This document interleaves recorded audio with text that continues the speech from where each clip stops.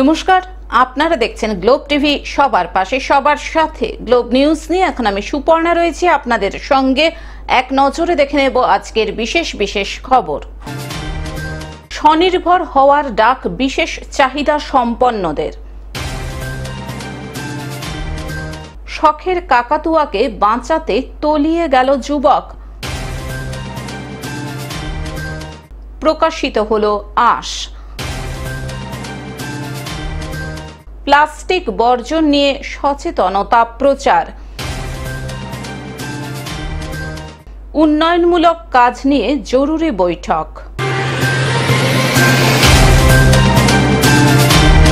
আসছে বিস্তারিত খবরে। স্বনির্ভর হওয়ার ডাক বিশেষ চাহিদা সম্পন্নদের।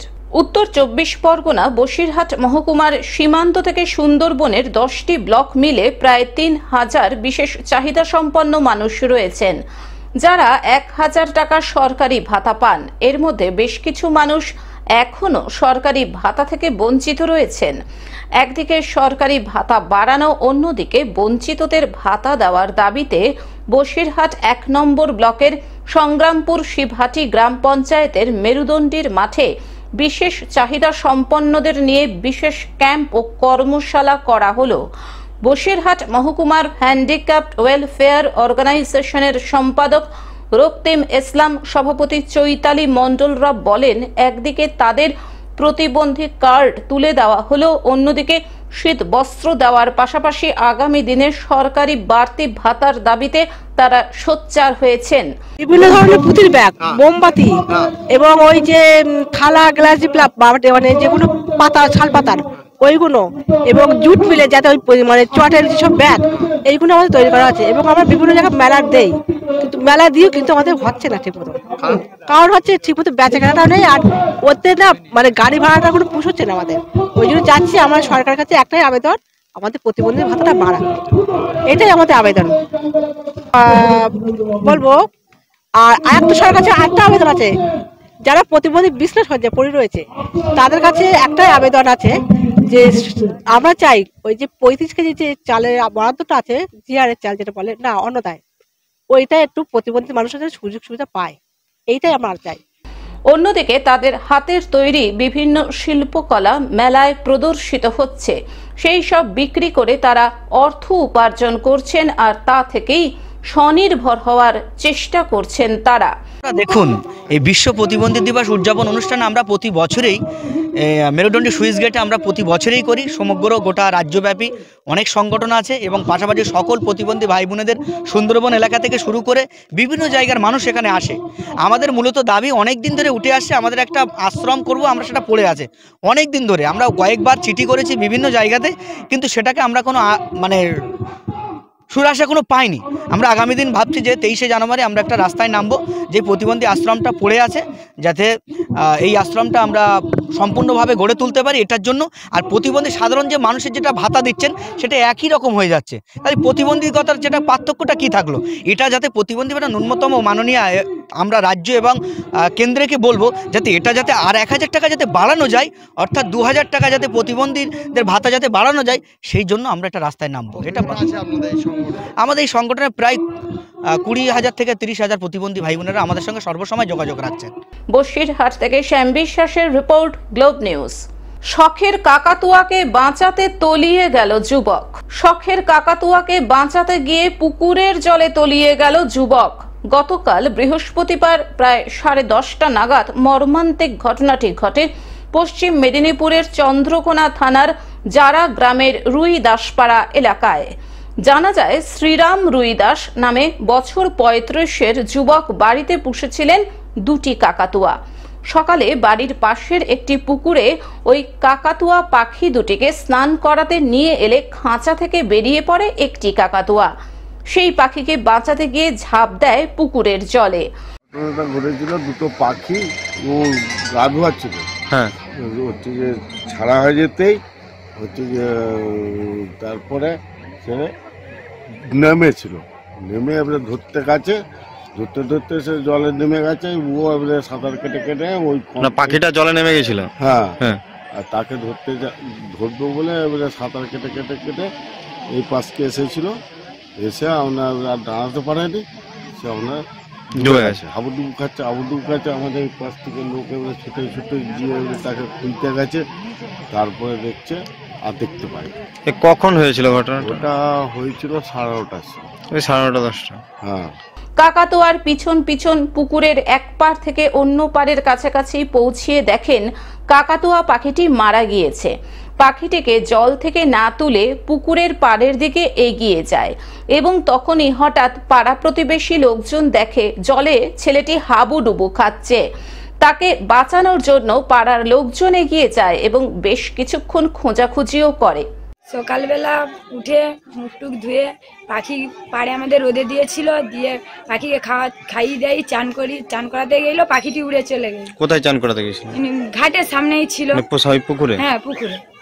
দিয়ে উড়ে চলে যায়, দিয়ে তাকে ধরার লেগে নেমেছিল, তাকে ধরতে পারেনি, মানে এপার থেকে সেটার দিকে চলে গেছে, আর উঠতে পারেনি।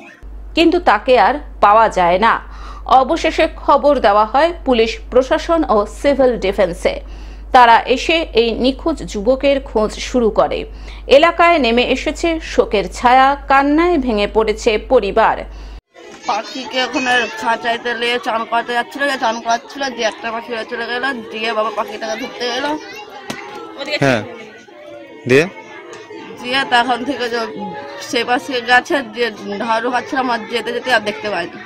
পশ্চিম মেদিনীপুর থেকে কল্যাণ মণ্ডলের রিপোর্ট, গ্লোব নিউজ। প্রকাশিত হলো আশ 8 জানুয়ারি 2025। কেক অ্যান্ড কফি ক্যাফেতে অবশেষে প্রকাশিত হলো বহু প্রতীক্ষিত সিনেমার পোস্টার আশ।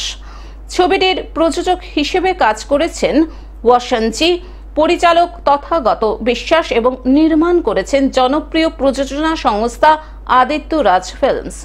সিনেমাটি নিয়ে ইতিমধ্যেই সিনেমা প্রেমীদের মধ্যে কৌতূহলের পারদ চড়তে শুরু করেছে।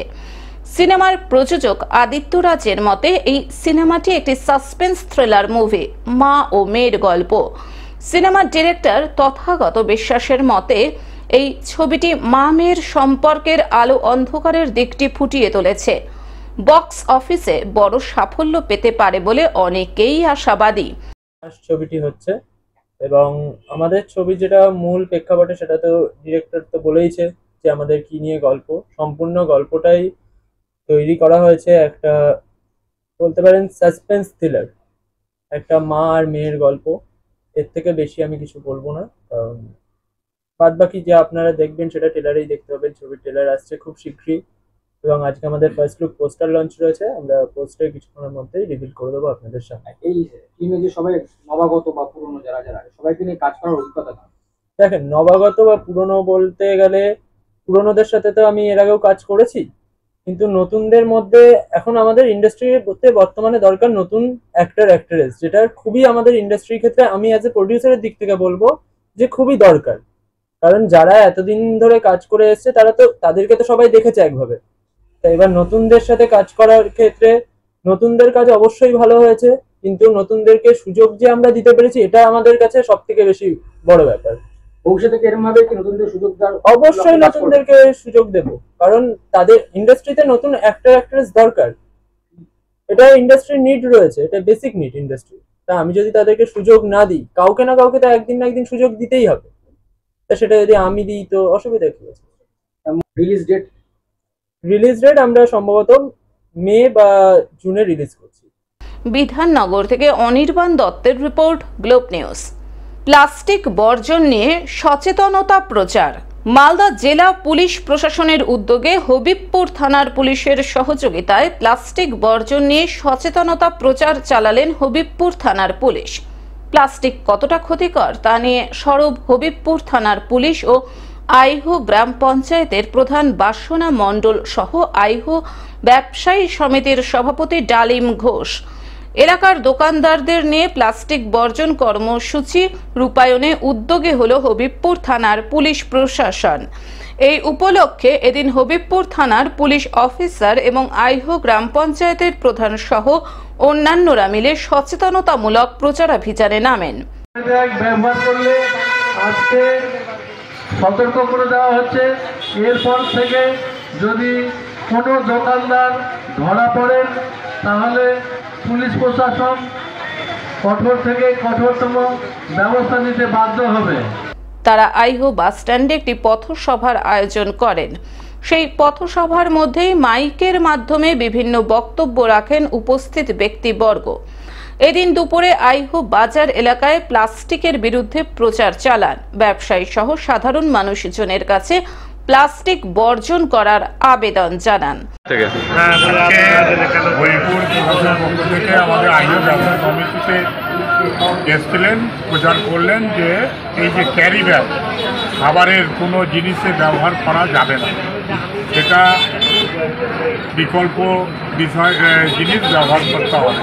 মাটির ভাত, পেপারের পোকা, এইসব জিনিস ব্যবহার করতে হবে। কেননা আপনার ক্যারি ব্যাগে আর থার্মোকলের পাতাতে খুব ক্ষতি হচ্ছে মানুষের। মালদা থেকে অভিষেক দাসের রিপোর্ট, গ্লোব নিউজ। উন্নয়নমূলক কাজ নিয়ে জরুরি বৈঠক। জলপাইগুড়ির সাব ডিভিশনে রাজ্য সরকারের বিভিন্ন উন্নয়নমূলক কাজ নিয়ে জরুরি বৈঠক করা হলো। বুধবার হাকিমপাড়ার ডিআরডিসি দফতরে সদর মহকুমা শাসক তমজিৎ চক্রবর্তীর উপস্থিতিতে সাব ডিভিশনাল মনিটরিং কমিটির বৈঠক করা হয়। এদিনের বৈঠকে সেচ, ট্যুরিজম, মৎস্য, ভূমি, কৃষি, শিক্ষা দফতরের প্রতিনিধিরাও উপস্থিত ছিলেন। বৈঠকের বিভিন্ন দফতরে কাজের ক্ষেত্রে সুবিধা অসুবিধা নিয়ে আলোচনা করা হয়। বিভিন্ন ধর্মীয় স্থানকে নিয়ে সার্কিট ট্যুরিজম করার উদ্যোগ নেওয়া হচ্ছে, সেই সঙ্গে হেরিটেজের বিভিন্ন জায়গা। শিক্ষা দফতরে যেসব খামতি রয়েছে সেগুলি দ্রুত পূরণ করতে বলা হয়েছে বৈঠকে। এছাড়া হর্টিকালচার দফতরের বিভিন্ন সরকারি সুযোগ সুবিধাগুলি তুলে ধরতে সচেতনতা প্রচারে জোর দিতে বলা হয়। মৎস্য দফতর নিয়ে আলোচনা করা হয়। তিস্তা, করলা ও জলঢাকা নদীর বাঁধের কাজের গতি নিয়ে আলোচনা করা হয় ও করলা নদীর ড্রেজিং নিয়ে পরিকল্পনা করা হয়েছে বলে জানালেন সদর মহকুমা শাসক তমজিৎ চক্রবর্তী। আজকে মহকুমা স্তরের যে উন্নয়ন পর্যালোচনা কমিটি আছে, sub division level monitoring committee, তার মিটিং ছিল। সেটা আমরা সমস্ত দপ্তর ছিল। প্রত্যেকটি দপ্তরে যে উন্নয়নমূলক কার্যক্রম আছে, মাননীয় মুখ্যমন্ত্রীর নির্দেশে যে উন্নয়নমূলক কাজগুলো হচ্ছে সেগুলো তারা উপস্থাপিত করলেন। সেখানে কোথাও কোনো ইমপ্রুভমেন্ট দরকার আছে কিনা বা অন্য কোনো ডিপার্টমেন্টের কোনো কোঅপারেশন দরকার আছে কিনা, এগুলো নিয়ে মূলত বৈঠক ছিল। সমস্ত ডিপার্টমেন্ট নিয়েই কথা হয়েছে। আমরা বেশ কিছু সিদ্ধান্ত নিয়েছি, যেরকম ট্যুরিজম রিলেটেড আমরা এর আগেও আলোচনা করেছিলাম। ওনাদেরকে ট্যুরিজম প্রমোশনের আমাদের একটা সুযোগ রয়েছে জলপাইগুড়িতে।